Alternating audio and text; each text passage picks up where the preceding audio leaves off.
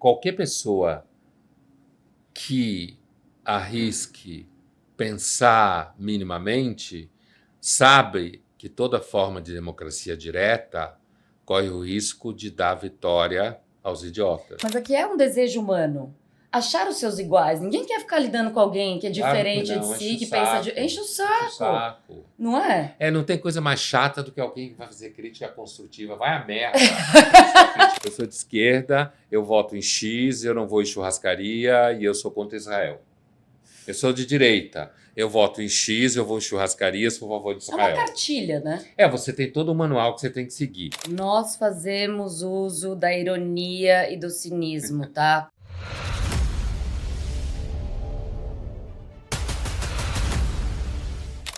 Pondé, hoje a gente vai falar sobre um tema. Os idiotas chegaram. Aham. Os idiotas chegaram. A gente já percebeu. A gente já percebeu faz um tempo, né? Esse é o nosso segundo episódio. Eu queria dizer, Pondé, eu sei que você não gosta, mas eu vou dizer. Da minha felicidade da gente estar no segundo episódio, da gente ter colocado esse projeto que faz tanto tempo que a gente quer fazer pra frente. Ele vai mandar cortar, mas não cortem. Porque é verdade, ele só parece rabugento, mas no fundo ele é fofo. E vocês vão ver. É claro que eu sou fofo. Muito. Olha a camiseta dele. Não é fofa? Bom, o que seria Os Idiotas Chegaram, né? Eu vou aqui fazer referência a uma frase do Humberto Eco que diz que as mídias sociais deram o direito à fala a legiões de imbecis que anteriormente falavam só no bar, depois de uma taça de vinho, sem causar dano à coletividade. Diziam imediatamente a eles para calar a boca, enquanto agora eles têm o mesmo direito à fala que um ganhador do prêmio Nobel. O que você acha dessa frase, Pondé? Olha, acho que essa frase dá um doutorado em cima dela, né? Sem dúvida. Começando pelo fato de que você, de repente, pode ouvir uma grande besteira da boca de um ganhador do Nobel também. Sim, não é garantia de nada. Sem querer forçar uma de democrático. Assim. Mas essa frase dele, acho que a geração do Humberto Eco, nos anos 90, eu escutei uma frase parecida com essa, apesar que não tinha redes sociais na época. Sim. Estava começando a internet. Eu escutei uma frase que carregava o mesmo tipo de preocupação no Humberto Eco do historiador francês Jacques Le Goff. Né? Estava entrevistando ele e ele, então, falava para mim que ele estava muito preocupado que a cultura ocidental, a civilização que a Europa construiu, viesse a ser destruída pela invasão de bárbaros. Ou seja, está muito perto, apesar que isso, 94, sei lá, 95, não tinha a presença das redes sociais. Então, eu acho que, antes de tudo, tem um olhar de estranhamento nessa frase. Claro, eu estou saindo da abordagem de senso comum da frase. Tem um olhar de estranhamento nessa frase por parte de um homem de uma geração de intelectuais europeus que cresceram num ambiente em que você tinha, sei lá, 10 pessoas que sabiam ler, talvez 20. Sim. Né? E onde você, portanto, não tinha tanto aquilo que um intelectual francês também chamado Maurice Blanchot se referia como deslizamento, deslize de sentido. Então, quando você conversava com pessoas capacitadas, que tinham repertório, e o assunto era discutido ali, mais ou menos entre pessoas que sabem comer de garfo e faca. O que Humberto Eco fala com relação aos imbecis, que, por sua vez, também lembra de uma outra fala de um brasileiro nosso, Nelson Rodrigues, nos anos 60, especificamente vendo fotos e comentando a Revolução de Maio de 68, que para o Nelson Rodrigues era uma reunião de imbecis, aquela moçadinha lá em Paris. Ele, inclusive, reclamava, dizendo: como alguém pode chamar isso de revolução? Revolução tem que cortar a cabeça de alguém para ser uma revolução. E ele dizia que a democracia era um regime que tinha feito com que os idiotas percebessem que eles eram a maioria. Né? Tudo isso, né, seja Humberto Eco com as redes sociais, seja o que o Nelson está falando, tem uma suspeita, a gente pode jogar uma suspeita sobre falas assim, de um certo elitismo, né? E no final das contas, Gabi, a minha impressão é que não há uma solução para isso. É claro que as redes sociais trouxeram isso que Humberto Eco fala, a besta falava alguma bobagem no almoço de domingo e ficava ali. O Nelson falava que o idiota nascia, crescia, reproduzia, babava na gravata e morria. Né? Mas a democracia ensinou para ele que era a maioria e ele foi para cima do mundo. Não tem... Eu acho que isso é um impasse, Sim, sabe? e flerta com aquela ideia da tirania da maioria, né? Que é uma ideia que já preocupava os pais fundadores dos Estados Unidos Sim. no final do século XVIII, Sim. né? Que é a constante tensão que tem no modelo democrático, que é, por um lado, as instituições majoritárias, ou seja, Congresso, Senado, e as instituições contramajoritárias, que nos Estados Unidos é o Colégio Eleitoral, aqui no Brasil, também nos Estados Unidos é o Supremo Tribunal, que são instituições que existem para, de alguma forma, proteger a democracia do efeito rebanho da tirania da maioria. Sim. Né? E isso são problemas que eles não têm solução. Exato, porque a democracia vem para proteger minorias, né? Em tese. Sim. Hoje a gente vê muito elas. Exatamente. E, ao mesmo tempo, ela pode ser refém da tirania da maioria. O tempo todo. Exato. Então... Basta você ver alguém que você olha e diz assim: não é possível que um idiota desse ganhou a eleição.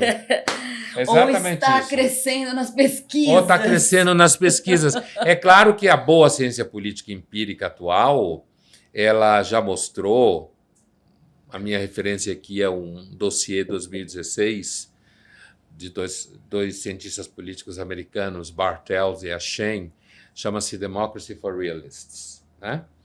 Em que eles já mostraram lá, isso já é um consenso, de que não é claro o que significa votar melhor. Sim. Isso não é claro. Normalmente a gente entende que votar melhor é votar em quem nós, o nosso grupo de consenso, entende que é o melhor candidato. Sim. E um dos problemas da democracia, eu acho que a gente aqui no Brasil está vivendo isso agora, é que a democracia está chegando a recantos, como disse recentemente um colega da Folha, dando a fonte, né, o Joel Pinheiro, ele falou isso que eu vou dizer aqui, mais ou menos assim, que é a democracia está chegando a recantos que ela não chegava. Testando então, seus limites. Ela está testando os limites do que grande parte das pessoas que já estavam acostumadas com a democracia considerava razoável, ou seja... Ou entende por democracia. Está chegando no lugar de gente que fala absurdos. Né? E que aí, você diz, não é possível. Da tolerância, né? Democrática. Então, aí tem gente, como teve um debate recentemente na Folha entre articulistas e tal, o Leão Serva da TV Cultura e o próprio Joel, que era se a mídia deve fazer a curadoria da democracia, ou seja, você não pode, tá? Você é brega, idiota, burro, você fala merda, você não tem voz, você xinga, você não deve participar, porque a democracia já deixou gente muito ruim chegar no poder assim. E outros entendem que a mídia não pode fazer essa curadoria, eu me incluo entre esses, porque eu não confio em quem vai fazer essa curadoria.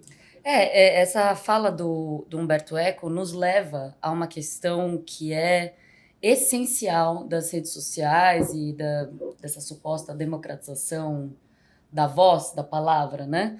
Que é o fim dos gatekeepers. Sim. Então, isso é um problemaço para o jornalismo que ele está tendo que lidar desde que as redes sociais surgiram, porque o fim dos gatekeepers é o fim das editorias, o fim daqueles que controlavam aquilo que sairia ou que não sairia nos meios de comunicação, de informação de massa. Então, a internet, ela arrebenta com isso, né? Ela tira os gatekeepers na medida em que todo mundo... Ela não tem gatekeepers. Ela não tem, né? Exatamente. Aí parece que a gente tem uma democracia direta. Mas é o que muita gente sente mesmo, ela está mais direta. É que qualquer pessoa que arrisque pensar minimamente sabe que toda forma de democracia direta corre o risco de dar vitória aos idiotas. Sim. Sempre foi assim. Tem aquele livro do Caio Tipola, As Leis Fundamentais da Sim. Estupidez Humana. É isso mesmo. É maravilhoso. Fica a dica para você. É um mini ensaio. Dá para ler assim em 1 hora e é genial. Genial. E ele fala isso, né? Basicamente ele fala um idiota ou um estúpido é aquele que faz mal para a sociedade e para si ao mesmo tempo. Ninguém está ganhando. Ninguém está ganhando nessa. Aliás, tem um filme francês chamado Le Dîner de Con. Tem uma versão americana péssima. Não vale a pena. É o jantar do idiota, né? E que é um filme muito escroto, humor francês, em que cada pessoa leva para jantar numa quarta-feira cada semana na casa de um, leva alguém que ele considera que é uma pessoa meio... E como essas pessoas criam um maior rolo na vida deles. Entendeu? Que é essa tese que você está citando. Ou seja, só traz problema, não traz vantagem para ninguém. Mas você perde o controle. Então, assim, voltando. As redes sociais, eu queria marcar que isso é de fato um impasse, porque a democracia pressupõe que você vai incluir cada vez mais um número maior de pessoas que possam vir a ser representadas. E que participem das decisões. Sim, do processo de eleição, do processo de escolher representantes. E quando você tende para a democracia direta, que é um sonho utópico... Mas que muita gente acha que acontece nas redes sociais... Porque ali está qualquer um mexendo com a rede social e falando, influenciando o diabo a quatro. Sem o tal do gatekeeper, sem o tal do filtro, então, né? O gatekeeper, que é o sujeito ou a pessoa, sei lá, que fazia editoração em jornais... Que é uma curadoria, né? Uma curadoria do que pode ou não pode. Tanto que hoje se chama gatekeeper em redes sociais, quando se fala quem vai fazer a curadoria de tal plataforma. Se usa a expressão curadoria, mas é o gatekeeper do jornalismo. Alguém que está ali no portão... Segurando a barbárie. Segurando para não entrar muito lixo. Sim. Portanto, o problema, e aí eu acho que é um problema bem profundo, Gabi, é um problema profundo, não vai ser resolvido desse século, nem no próximo. Não vai piorar, né? É assim, Gabi. A ideia de gatekeeper é a ideia de alguém que tem autoridade. Sim. Tá? É a ideia de alguém que tem credibilidade. Que está falando porque tem méritos e títulos e se debruçou e, enfim... Experiência. Exatamente. E tem alguma coisa que foi validada socialmente para poder dar uma opinião sobre algo.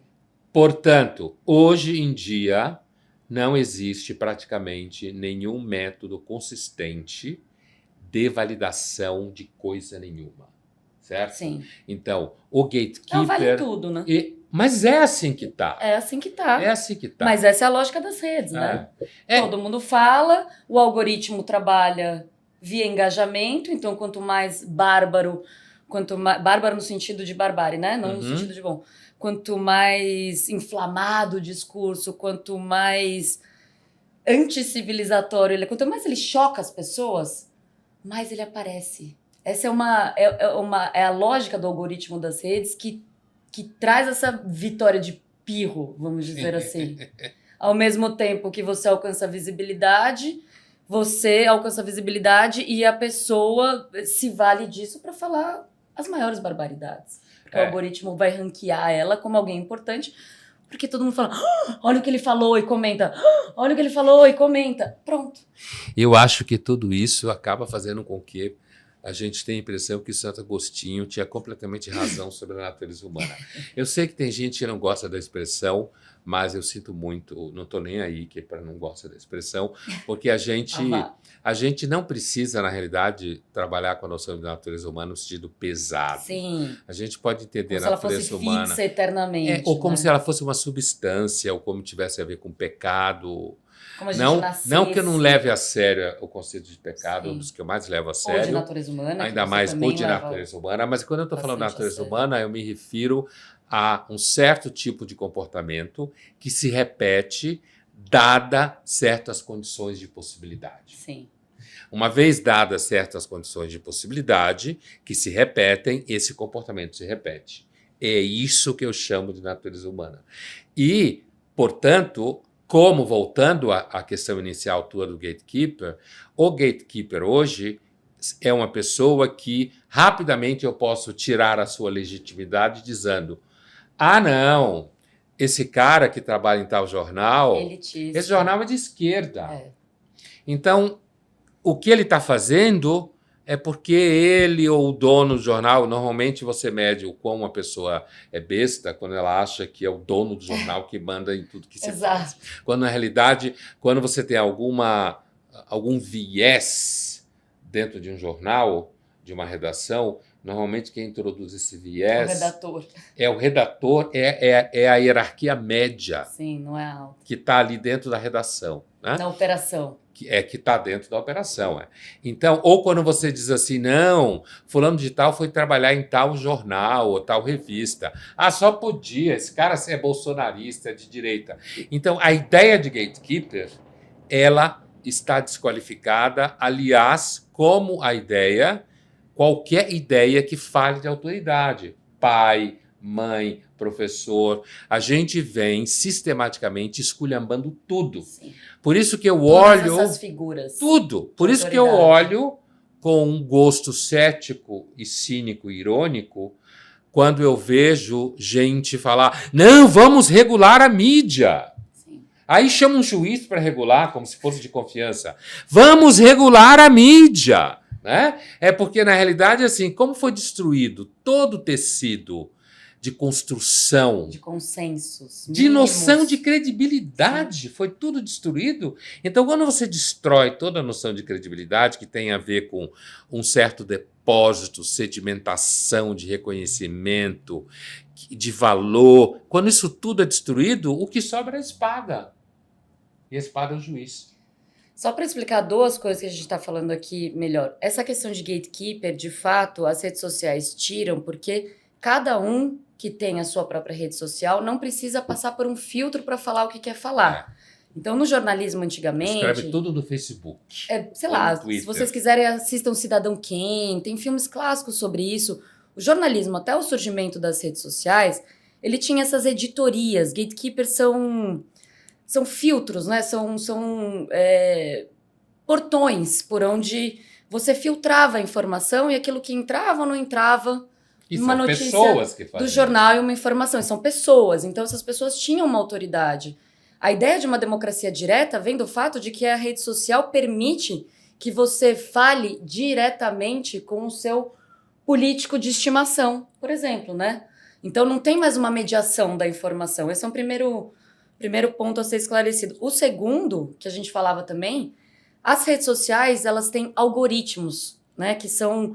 aquilo que vai ranquear, aquilo que vai selecionar o que aparece na sua timeline e o que não aparece. Não é uma coisa orgânica. Ele é quase um gatekeeper perverso. Nem tudo que é postado aparece para você. Tem um gatekeeper, né? Tem vários estudos que vão igualar algoritmos a gatekeepers, ou seja, você substitui um editor por um algoritmo que vai selecionar aquilo que vai aparecer na sua timeline ou não, baseado em engajamento. Quantas pessoas curtiram, quantas pessoas comentaram, quantas pessoas salvaram seu conteúdo, quantas pessoas enviaram para alguma outra. Tudo isso tem uma conta matemática e aí sua timeline aparece ali segundo o que o algoritmo determinou. Então, por isso que a gente fala que as redes sociais, elas facilitam a formação de bolhas de identificação, sim, né? Sim. E isso está dentro da lógica da polarização contemporânea, né, Pondé?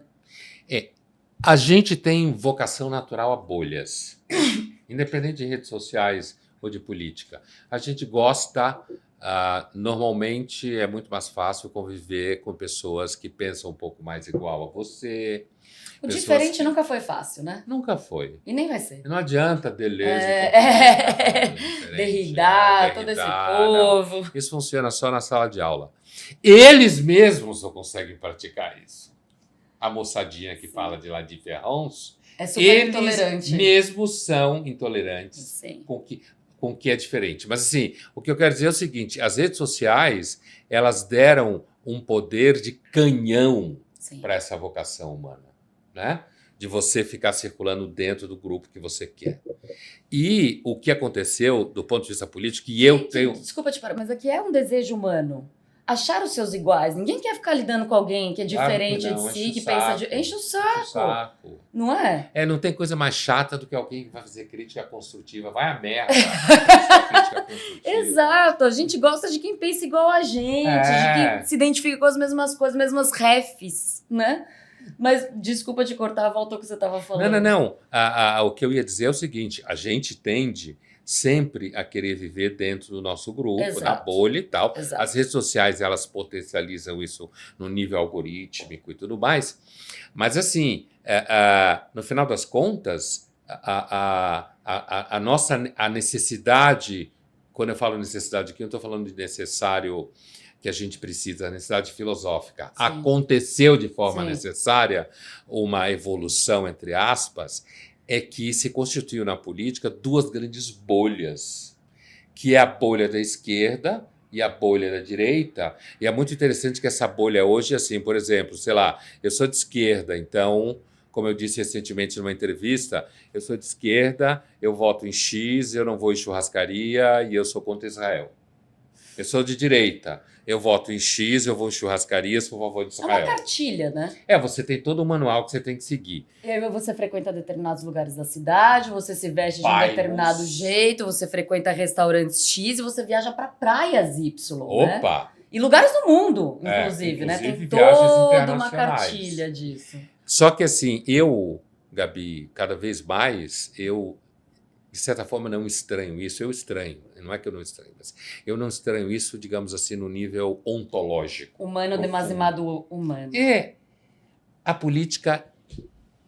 A política, ela deita raízes, na verdade, na dimensão irracional do ser humano. A política é muito pouco racional e, quando ela é racional no sentido instrumental ou pragmático. Sim. Então, é por isso que a ideia de que não, vamos conversar... Um diálogo. Vamos entrar... Situação dialógica. Vamos produzir um diálogo para... Criar consenso. E criar uma consciência crítica. Política. Sim. Ninguém discute política para construir consciência crítica. Guts, né? Você discute política para convencer o outro que você está certo. Exato. Exato. Isso faz parte, inclusive, de uma grande mentira que circula por aí. Você faz uma força para ouvir o argumento do outro, que na verdade você nem está ouvindo, só para poder falar o seu. E depois você apresentar o seu argumento contrário. Exato. A ideia... E veja, eu não estou nem falando isso no sentido assim, não, vamos construir, vamos educar. Eu sou professor há muitos anos e eu lembro uma vez, não vou dizer o lugar, é óbvio, eu lembro uma vez que a gente estava assim, reunido entre professores, né? E então estava aquele papo de professor, assim, em universidade, é claro, o papel da importância da educação. Sim. Né? Você reconhece uma pessoa que na prática não entende muita coisa da educação real, não da teoria? Porque isso que eu ia dizer, né? Não é que a gente é contra aqui a educação, pelo amor de Deus, né? A gente adora, ama, tá aqui, dedica a vida. Então, eu vou Só chegar... que qual é a função dela? Eu vou chegar nessa ideia do ama que você está falando aí. Então, nessa conversa, o papo era sobre acreditar na educação. Sim. Né? E eu dizia que muitos professores que acabam sendo professores, era claro que era uma conversa entre professores universitários, não de escola de criança. E eu dizia que eu achava que muitos professores que acabam sendo professores não porque quiseram, mas sim porque a vida... É mais ou menos como muitos alunos já perguntaram para nós. Professor, você trabalha além de ser professor? Né? Então, assim, muitos professores chegaram à condição de professor. Um beijo para os meus alunos, nossos alunos que estão assistindo aqui, que já falaram isso para gente. Então, aí no meio desse era um jantar. No meio desse jantar, então, uma professora, e eu já tinha um pouco fama de cético, irônico e tal, e eu falei assim, cético, olha, e tal, é ótimo. Eu não acredito na educação, não. Assim, na lata. Falei assim, falou. né? Eu não acredito na educação, não. E aí ela olhou para mim Acabou estranho com o e clima os do outros jantar. colegas, olha, como assim você não acredita na educação? Pesou. Então, por que você dá aula? Né? Veio a pergunta. por que você dá aula? E eu respondi, é um vício, eu gosto. É uma Eu me satisfação divirto. pessoal. Eu me divirto dando aula, é um vício, eu entro na Gosto de sala, pensar. esqueço do mundo. Mas veja, eu dei uma resposta performática, Sim, claro, né? óbvio. É um vício, uma resposta performática. Antes que alguém saia por aí dizendo, não, Pondé disse que dar aula é um vício. Isso, exatamente. Hoje a gente tem que explicar E a gente tudo, também não odeia né? educação, tá? Não. Disclaimer, Não, assim, Por perder favor, tempo né? odiando coisas, inclusive educação. É muita Não. libido, né? pra A passar. educação, ela é necessária, é evidente. O problema é que ninguém sabe direito como fazer. Como fazer, Ela é exatamente. muito recente na história da humanidade. E depois tem muita canalice no meio. Um país como o Brasil, E quando você etc, soma ao etc. fato do Brasil, que é um país que tem níveis de corrupção muito altos, Altíssimos, exato. independente de aspectos E que as ideológicos. apostilas das escolas e as merendas das escolas são objeto de corrupção. Não, daí ferrou, né? Só um parênteses. E onde você tem também hoje, como você tem cada vez menos jovem, então as instituições de educação elas têm que ser cada vez mais pautadas pelo marketing. Sim. Porque elas têm que fidelizar os pais. Então, na realidade, quando eu dei essa resposta performática, por vício, né, eu lembro bem. A cara, fiz climão Mas no então, por que jantar. você dá aula? O jantar Por inteligente vício. virou um jantar climão. Por vício. Né? É porque assim, se você quer ir num lugar onde você vai ver a maior concentração de pessoas falando mal de alunos e jovens, É na sala dos professores. é na sala de professores. É maravilhoso. Exatamente a gente falava isso, mesmo. Nosso né? hobby era falar mal dos Então alunos. fica o aquela ato história, não, porque educação isso, educação aquilo outro. Professor é uma profissão, eu não acho que todas têm essa característica, mas professor é uma profissão que, para funcionar bem, você tem que gostar do negócio. Não, e eu fui para essa profissão por causa dele, né? Vai vendo a minha encrenca. Ela se deu bem. Olha ela aqui. Pondé, mas voltando aqui para a relação entre redes sociais e política, que a gente tem como fio condutor, eu quero voltar no escândalo da Cambridge Analytica de 2016. Então, para quem não sabe, vou explicar brevemente. Foi um escândalo que aconteceu nas eleições do Trump e basicamente houve um vazamento de dados pelo Facebook para essa empresa que estava fazendo a campanha orientada pelo Steve Bannon, que é a Cambridge Analytica. Tem até um documentário sobre isso, se não me engano, é o Privacidade Hackeada. E então, dados de milhões de pessoas foram vazados a partir de formulários que elas responderam. E para que isso, né? Por que os dados foram vazados? Para que as pessoas conseguissem, a Cambridge Analytica conseguisse mapear o comportamento de cada um e mapear o comportamento político de cada um, porque hoje, como a gente dizia, né? A roupa que você veste, o restaurante que você vai, o bairro da cidade que você frequenta, tudo é um statement, tudo diz da sua posição política, né, Pondé? Então eles tinham mais de 5 mil pontos de contato para mapear qual era, por exemplo, a posição política da Gabi e aí fazer uma máquina para disparar fake news para enviesar o meu voto. Isso foi um escândalo gigantesco e isso abriu os olhos do mundo para a utilização dos dados e daí veio depois toda a regulamentação, a Lei Geral de Proteção aos Dados, etc. Então esse escândalo tem 8 anos, né, Pondé? 2016, né? Então, desde lá, a gente sabe o potencial que as redes sociais têm de interferência política. E nesse sentido, você acha que as redes sociais de lá para cá, elas contribuíram para a tal da polarização que a gente vive hoje em dia? Ou seja, elas aprofundaram essa utilização dos dados para criar bolhas e chegar no estado da arte que a gente chegou? Sim. Eu acho que toda vez que ferramentas de mídia dão salto, e nunca houve um salto. Algumas pessoas tentam comparar a invenção da imprensa com o que está acontecendo hoje. Sim. Antes que não havia Gutenberg, imprensa, né? O 1500, Gutenberg. tal. Então, mas toda vez que você teve digamos assim, uma invenção, como fala o mundo corporativo, disruptiva, Inovador. inovadora na mídia, você teve impactos sociais e políticos. Por exemplo, é sabido que a invenção da imprensa pelo Gutenberg, em 1500, e a tradução da Bíblia para o alemão pelo Lutero, né, que está até aqui conosco, certo? É sabido que essa invenção foi um dos motivos que levou ao colapso da ordem católica cristã Sim. na Europa. Porque Que é a Reforma Protestante. É a Reforma Protestante, que justamente começou com o Que é Lutero. o primeiro início, se a gente pode fazer um paralelo, de democratização da informação, por menor que ela fosse, porque a Sim. gente tinha um público que alfabetizado muito pequeno, mas foi um primeiro processo de vamos tirar os livros dos monastérios, né, dos lugares onde eles ficam enclausurados e torná-los reprodutíveis para mais pessoas terem acesso. Acabou com a profissão de copista. Sim, o cara que Você passava a mão.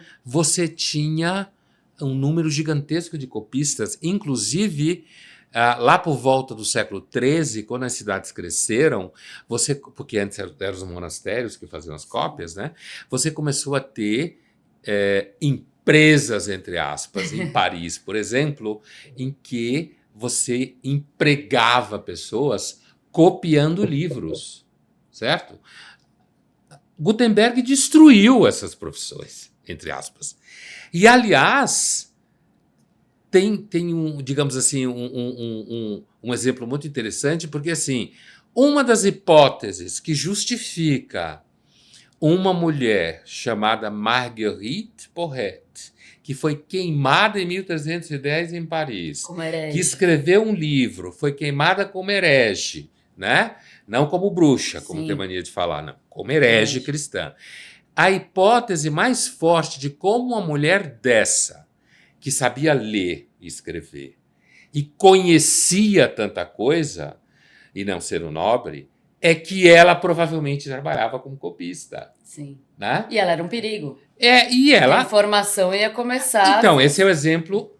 Ali, antes da imprensa, você já começou a ter uma ampliação por conta da urbanização. Sim. De pessoas que copiavam, moderna, né? Que não era monge. Aí veio o Gutenberg, e então, sabe-se muito bem que, portanto, a invenção da imprensa foi um dos fatos que levou às guerras religiosas. Sim. Na Europa, 250 anos. A relação entre meios de comunicação de massa e subjetividade, ela é moderna por excelência, sim, mas ela é uma relação forte, né? A cada grande invenção de um meio de comunicação, ele tem um impacto na informação, no acesso à informação e ao conhecimento, e logo na formação da nossa subjetividade. Rádio e fascismo, certo? Adorno, indústria cultural. Sem o rádio... e a propaganda, né? O os processo e a impressão de cartazes, sim, e tal. O nazismo não teria sido tão potente. Talvez sim, mas seguramente foi fundamental isso daí. São mecanismos de persuasão, né, Pomar? Portanto, as redes sociais, é evidente, e num nível maior do que a gente conhecia, mais capilarizado, mais imediato, mais instantâneo, muito mais rápido. Na velocidade da luz, literalmente. Ele impacta as relações sociais, as relações políticas, né? E isso é o grande pânico do Estado moderno, que inclusive nasceu no parto. Quem deu à luz ao Estado moderno foram as guerras religiosas da Europa. Um parto extremamente sangrento. Mas assim, o Estado moderno, hoje, o Estado que a gente conhece, ele morre de medo das plataformas. Sim. Ele não sabe direito como fazer para conter isso. Porque a democracia, por excelência, ela tem que prestar atenção na opinião pública. E se a opinião pública está descontrolada, aberta, como está nas redes sociais, é muito mais complicado para quem está no poder de fazer esse manejo. A opinião pública só não faz mal quando é controlada. Quando tem o tal do gatekeeper que a gente falava. Isso não significa dizer que nós somos contra a democracia, sim, e blá, blá, blá, né? Não tem frase que me dê mais bode nos últimos tempos do que isso está pondo em risco a democracia, porque crise da democracia, né? Um saco, blá, blá. Então, não significa isso, mas a opinião pública, quando ela cresce, né? Isso Ela pressiona. pode ser numa reunião de condomínio, pode ser dentro de uma Sim. sala de aula, né? Qualquer Então, tipo de microassembleia que tenha interferência nas perigoso. decisões. Por isso, quando você vê um adulto pregando isso para estudantes, ou para jovens em geral, ou ele é mau caráter, Ele é ingênuo. ou idiota. Que é pior E que aí os ingênuo, idiotas chegaram. né? Ou é idiota. Porque uma pessoa razoavelmente madura, com razoável capacidade de uso da razão, certo? Ela sabe muito bem. Conjuga sujeito predicado. Exato, chegou nesse nível. Ela sabe muito bem que essas ideias de fazer revolução, quebrar tudo, apesar de que eu consigo... Invadir a reitoria. Eu consigo entender o ódio bolchevique da elite russa. Sim. Eu consigo entender isso historicamente. Não, dá para entender o ódio à elite, de uma maneira a gente geral. consegue entender Lógico. né? É Mas um ressentimento válido. isso é um impasse mecânico da relação política. E do mundo. Como você resolve isso? É um impasse mecânico. Pelo menos o século XIX e XX, o XXI, até agora a gente não passou por nenhum teste violento. Estamos né? quase, né? Por isso, inclusive, que provavelmente tanta gente discute coisa idiota, como se discute por Porque não aí. passou de fato por uma grande guerra, não viu a barbárie na porta de casa. Eu às vezes, já escutei gente falando assim, não, porque o mundo nunca passou por uma época tão difícil como a nossa. Ou, inclusive, gente falando sobre jovens, não, porque a geração dos jovens hoje, nenhuma geração de jovem passou por situações tão difíceis como hoje. Imagina, a Idade Média era tranquila. Não, vai viver na primeira metade do século XX na Europa. Não precisa nem na Idade Média, né?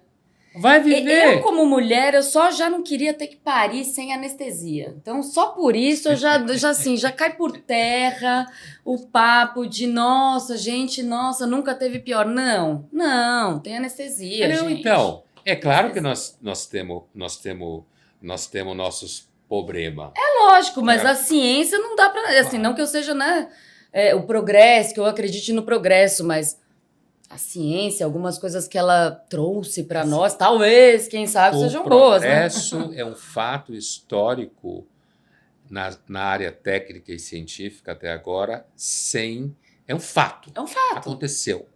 E vai continuar acontecendo. Ele pode pôr em risco a própria existência do planeta, aliás, como tem gente que acha que está acontecendo. Sim. Né? Com a discussão climática, o que é bem possível.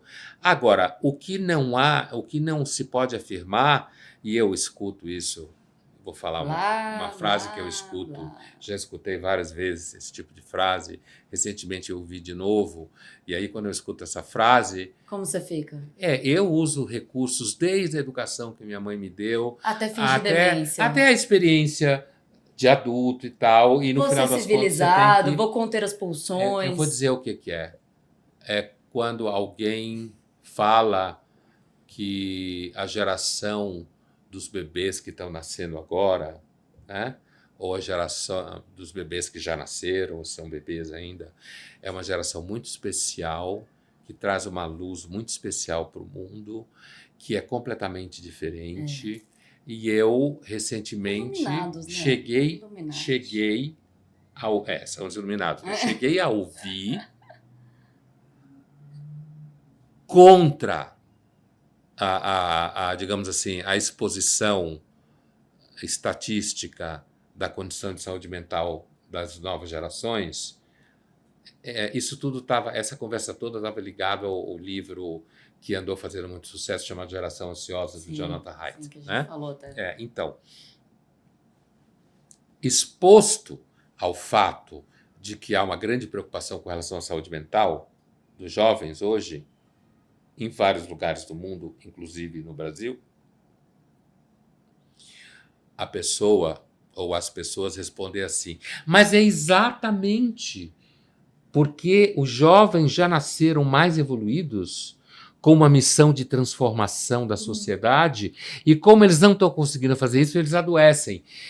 E a culpa é nossa que eles não conseguem. Eu sou apaixonado pela capacidade que o ser humano tem de produzir argumentos para sustentar ideias absurdas a priori. Deixa eu fazer um pequeno disclaimer aqui, que é nós fazemos uso da ironia e do cinismo, tá? Porque tem que avisar hoje em dia, senão as pessoas vão achar que a gente é completamente maluco, mas a gente faz justamente para não fazer uso da violência. É um recurso de sublimação. O nome do podcast é Dirty Job. É um recurso de sublimação, você não acha?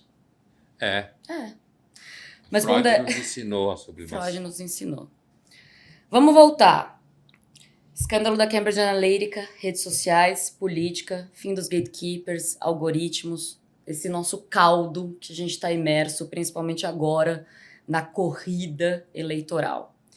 Você acha que a direita saiu na frente nesse processo? Então, do escândalo da Cambridge Analytica, que foi da campanha do Trump, a direita soube usar melhor o escândalo como forma de engajamento? Steve Bannon, Trump, Bolsonaro. Então, eu acho que, inclusive, a figura do próprio Pablo Marçal vai na mesma linha, né? Não há dúvida que a direita, inclusive a direita, e quando eu falo a direita mais escandalosa. Comunista, você, eu sabia. Olha essa camiseta. Olha o Pondé falando a direita. Mas então, a direita mais radical, né, a direita que chamam de extrema ou mal educada, como a gente queira, né, que usa muito bem as redes sociais, Sim, desde os Estados sim, Unidos com o movimento sim. trumpista, e a esquerda, ela tem demonstrado uma certa dificuldade Sim, de para jogar operar esse nesse jogo. nível. Ela tem demonstrado uma certa dificuldade. A gente tem visto agora na corrida eleitoral americana a Kamala, e eu li alguns artigos que diziam que a esquerda e os democratas, né, sendo esquerda ou centro, whatever. Lá é a esquerda. Mas pega um espectro maior, sim, né? Sim, que eles tinham começado a baixaria também. Sim. Que é porque a baixaria engaja. É isso que a gente está tentando dizer aqui o episódio inteiro, né? Por isso a tendência da política é ficar cada vez mais baixaria. Exatamente. Por isso que fulano, cicrano, beltrano sobe nas pesquisas.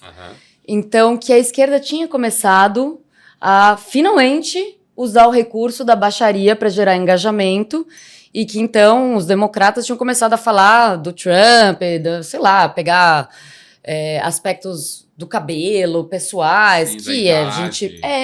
exatamente, do etarismo, né, que é uma discussão lá, que eu acho que é baixaria, né, porque não está dentro daquilo que são as ideias sobre o país que nós devíamos estar discutindo numa campanha eleitoral. Então, que a esquerda começou a ver isso.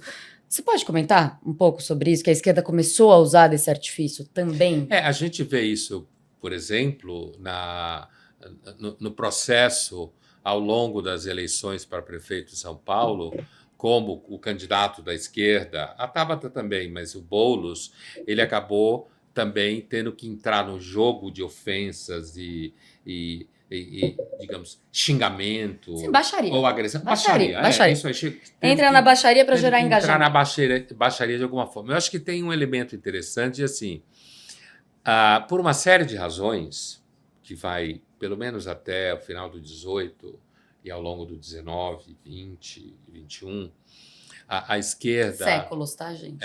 Séculos, falando de séculos, né? A esquerda, ela teve um certo monopólio do que a gente pode chamar de inteligência pública. Sim. Né?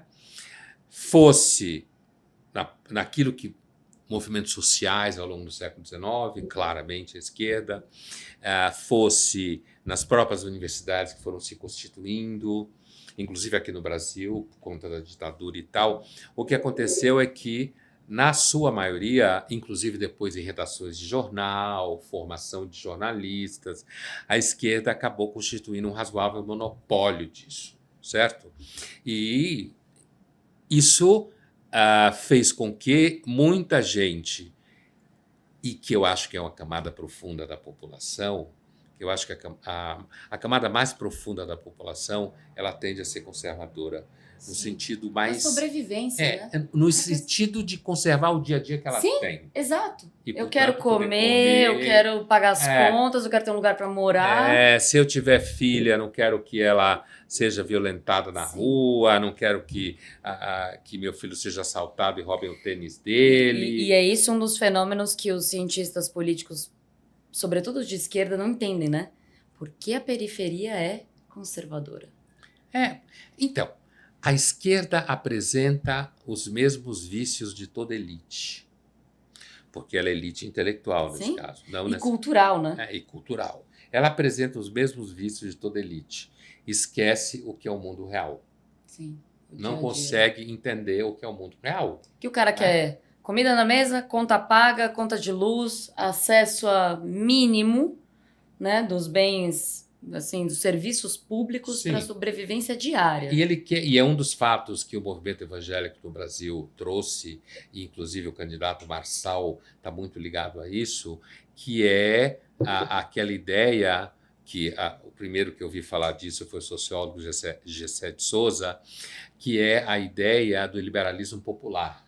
Sim. Que o movimento evangélico trouxe para o Brasil. Quer dizer, um self-made man pobre, sim, mas que vai arrumar exatamente. emprego. Ele acredita mais na meritocracia do que a esquerda, a elite esquerda cultural. Sim, muito mais. Então, o que aconteceu? A esquerda ela acabou tomando posse em grande parte, e eu acho que tem razões para isso, todo o processo de combate do sistema aristocrático na Europa, principalmente a partir do final do XVIII e ao longo do XIX, né, que era, de fato, um sistema extremamente violento, onde a maior parte se ferrava e a maioria foi para a cidade, a vida era um lixo e tal. Isso não significa que tem pessoas por aí que são apaixonadas pela aristocracia do ancião regime, como as pessoas eram educadas, sofisticadas, né? Inclusive porque elas não precisavam lavar louça. Né? Inclusive porque tinham servos ou criados, ou seja lá o que for. Que viveu no último andar dos prédios, né? Não tinha elevador. Como se fala não tinha elevador, então eles moravam no andar mais alto dos prédios parisienses, europeus, porque eles tinham que subir a escada. Hoje são apartamentos super descolados. Super, são os mais caros. Quando você vê nos filmes aquele tetinho assim, ó, na janelinha em Paris, né? Assim, apartamento super descolado e tal. Tem uma sujeirinha desde a época da Maria Antonieta, mas nada ali tem para quem acredita em espíritos, almas penadas que sofriam para burro. De repente morreram ali dentro, abandonados e tal. Então, fechando isso aqui, quer dizer, o que aconteceu, me parece, é que a esquerda ela acabou detendo os meios de produção do pensamento público, da geração de conhecimento.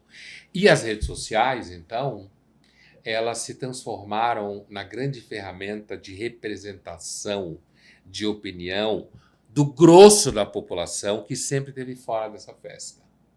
Então, foi para cima, se espalhou, produziu suas ideias, trouxe à tona seu ressentimento, começou a impactar resultados possíveis de eleição, e aí começou a assustar a esquerda, que sempre andou de salto alto, né? Fina, com verniz, e agora está começando a pensar se ela não vai ter que usar um pouco dessa tática, mas aí tem outro problema, que é o seguinte: a esquerda precisa parar de ter nojo do povo. Não, e tem uma outra questão que você sempre fala, que é a esquerda faz o marketing do bem, né? Então, se ela faz o marketing do bem, é mais difícil para ela entrar nesse jogo da sujeira e da baixaria, porque ela se acha do bem. Outro dia eu recebi um e-mail de uma pessoa que eu conheço reclamando de uma coluna que eu fiz na Folha, né? Uma das colunas, em que eu dizia isso, porque sabe, uma das coisas que eu aprendi no jornalismo é que, assim, o jornalismo tem que ser redundante. Você tem que repetir frases, palavras, ideias e argumentos, porque o leitor é efêmero. Sim. ele não retém o Não, conteúdo. isso é um pouco da sensibilidade contemporânea, né? Que o jornalismo está dentro dessa Sim, sensibilidade, tá vai dialogando para com pior, ela. né? Imagina isso. Isso é o leitor de um jornal. Imagina alguém que está nas redes sociais Exato, muito correndo de um pior. lado para o outro, né? Mas São 0,3 segundos para a pessoa engajar no seu conteúdo ou fugir. Por isso que eu estou dizendo que é uma ideia que frequentemente eu volto, é que assim, a esquerda, as pessoas, elas têm no seu, eu não acho que seja todo mundo, mas em grande parte tem certeza que representa o bem mesmo. Sim. E isso é um problema, e às vezes isso vem até da parte de pessoas muito bem formadas, né? E talvez um pouco de leitura de Bíblia ajudasse, que é o seguinte: nenhuma bondade autopresumida vale. Tem que ser silenciosa a virtude, né? É o outro que reconhece. Nenhuma bondade autopresumida vale. Aliás, nenhuma virtude autopresumida vale. Ela é silenciosa, então você não sai por aí falando eu sou isso, eu sou aquilo. Os outros falam a Gabi é isso, a Gabi é Mas aquilo. muita gente da esquerda, ela tem isso tão arraigado, tão profundo dentro, né, dessa, que é assim, né, eu considero hoje esse capital de grande parte das pessoas, porque é um capital, não deixa de ser Sim, cultural, sem dúvida. esse capital É um lugar na da sociedade, esquerda, né? é um lugar de status. É. Esse capital, eu não consigo não deixar de imaginar que ele é diretamente herdeiro da hipocrisia puritana cristã. Né? Eu nem digo católico, porque eu acho que os católicos, em grande parte, sempre tiveram, digamos assim, uma certa vantagem sobre os puritanos, que é o seguinte: saber muito bem que é pecador. É. E os Eu puritanos sei não. quem eu sou. Os Eu aceito puritanos ambivalência. nasceram modernos. Os puritanos nasceram modernos. E um dos Os puritanos problemas. não aceitam ambivalência. Não! É que nem a modernidade. A modernidade não lida bem com ambivalência. Sim. Tanto é que quando ela vai defender a ambivalência, ela Até defende a o final do intolerância. 19, eu acho que os sujeitos que estavam ali entre dois mundos muito diferentes ainda aceitavam melhor isso. A partir do 20, Piorou. de fato. E os puritanos, você vê hoje toda essa discussão de politicamente correto, a raiz puritana americana, né?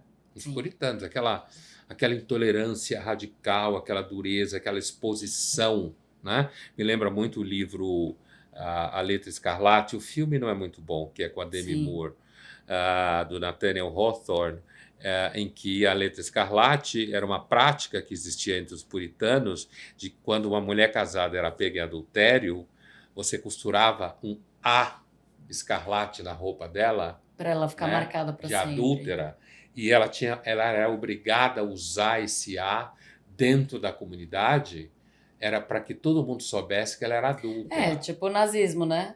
É como a estrela nos judeus no nazismo. Então, essa característica puritana, a letra escarlate, ela anuncia o cancelamento. Sim. Ela anuncia a intolerância. Sim. Mas alguém é capaz de dar aula sobre a letra escarlate numa faculdade e condenar a opressão sobre as puritanas e tudo mais e não conseguir fazer o vínculo. Alerta cinismo. Bom, daí então voltando nesse gancho, né, de que a esquerda está começando a se valer da metodologia que a direita usou desde 2016, do escândalo da Cambridge Analytica e tal, do escândalo como forma de engajamento. Você acha que o marketing via redes sociais virou hoje o coração da política?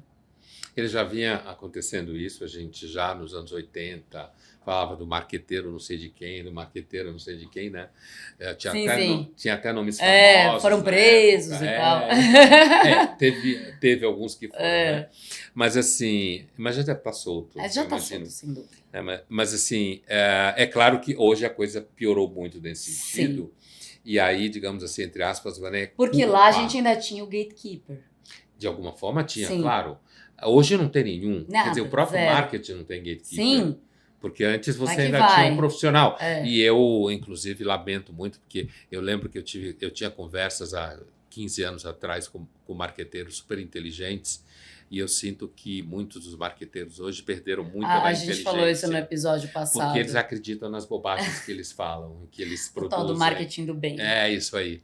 Antes eles tinham um olhar cínico, agora eles acreditam. Antes eles olhavam com a distância necessária de quem está produzindo alguma Que é um coisa olhar séria. cínico. Agora não, muitos deles acreditam nas bobagens que eles fazem. Né? Não adianta, quando você entra numa de querer salvar o mundo, você fica bobo.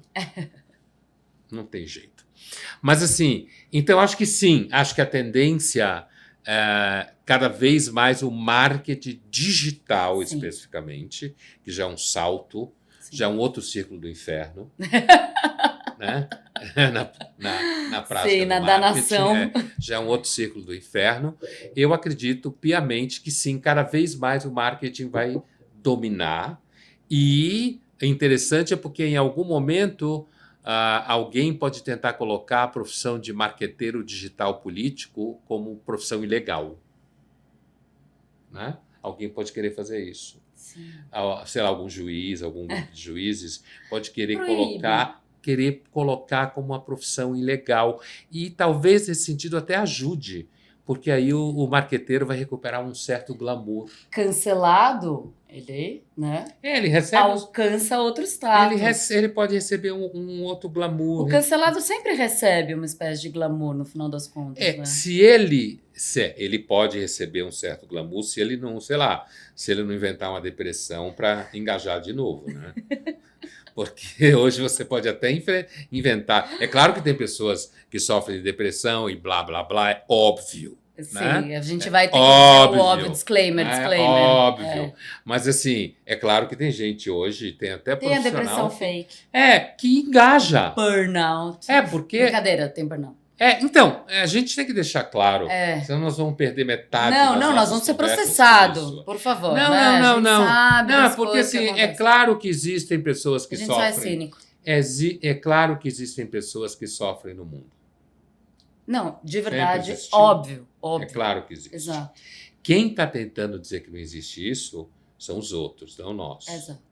Que estão vendendo. A gente acredita piamente no sofrimento humano. Jogo limpinho.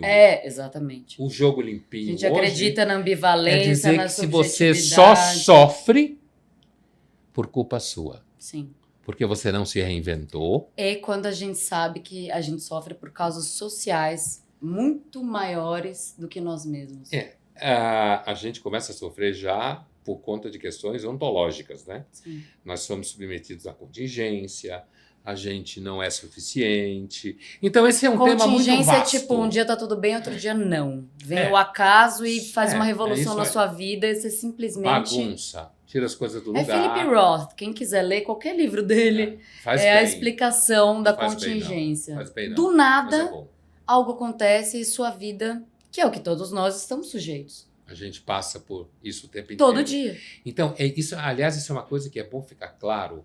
Na verdade, a nossa conversa aqui é uma conversa justamente em relação ao sofrimento, se em algum momento a gente fosse dedicar, seria justamente uma conversa no sentido de dar um mínimo espaço de dignidade para o sofrimento. Sim, faz o parte. Contrário.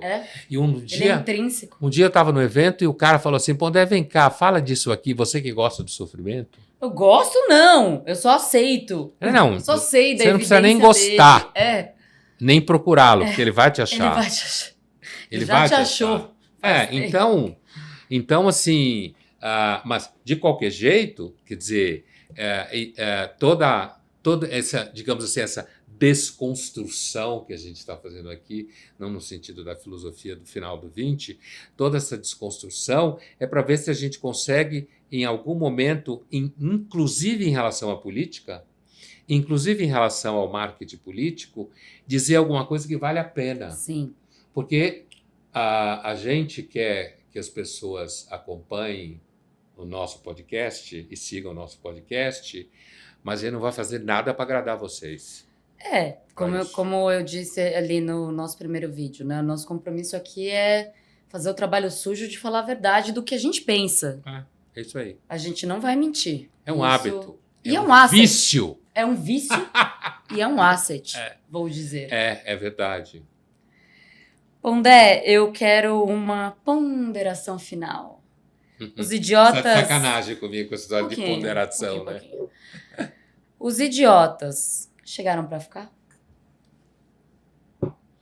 Essa é a resposta mais fácil que você fez. Sim.